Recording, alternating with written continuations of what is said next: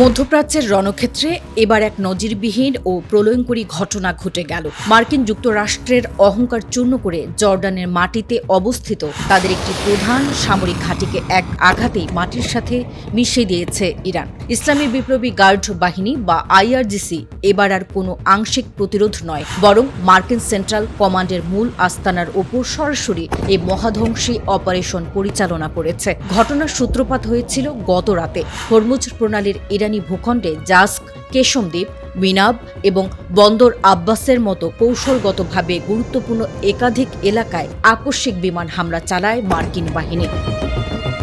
পেন্টাগনের দাবি ছিল তারা ইরানের রাডার এবং যোগাযোগ কেন্দ্রগুলো ধ্বংস করে দিয়েছে, কিন্তু ওয়াশিংটন কল্পনা করতে পারেনি পারস্যের যোদ্ধারা এই আঘাতের জবাব দেওয়ার জন্য কতটা ভয়ানক প্রস্তুতি নিয়ে বসেছিল।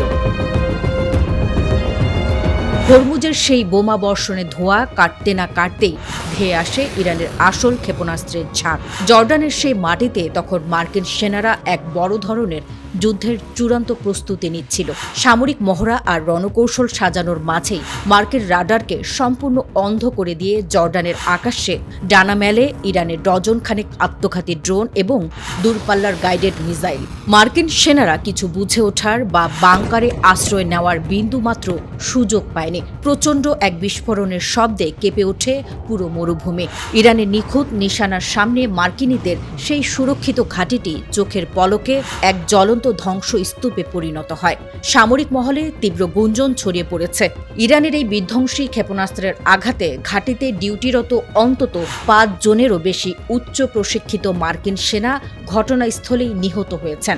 ধ্বংস হয়ে গেছে কোটি কোটি ডলারের মার্কিন যুদ্ধাস্ত্র, অত্যাধুনিক যোগাযোগ সরঞ্জাম এবং লজিস্টিক অবকাঠামো। প্রতিরক্ষা বিশ্লেষকদের মতে ইরান বিশ্ব মঞ্চে প্রমাণ করে দিল তাদের সমীকরণ অত্যন্ত পরিষ্কার। তেহরানের ওপর যে কোনো ধরনের হামলা হলে তার পাল্টা জবাব হবে দ্বিগুণ নিষ্ঠুর। জর্ডানে আমেরিকার এই বিশাল বিপর্যয়ে হোয়াইট হাউসের যুদ্ধ কৌশলকে সম্পূর্ণ খাদের কিনারায় দাঁড় করিয়ে দিয়েছে। হরমুজের দম্ভ দেখাতে গিয়ে জর্ডানে নিজেদের সেরা ঘাঁটি আর সেনাদের হারিয়ে আমেরিকা এখন চরম এক সংকটের মুখোমুখি। আর এই ঘটনা এটি স্পষ্ট করে দেয় যে মধ্যপ্রাচ্যের বুকে মার্কিনীদের দিন এখন সত্যিই ফুরিয়ে আসছে।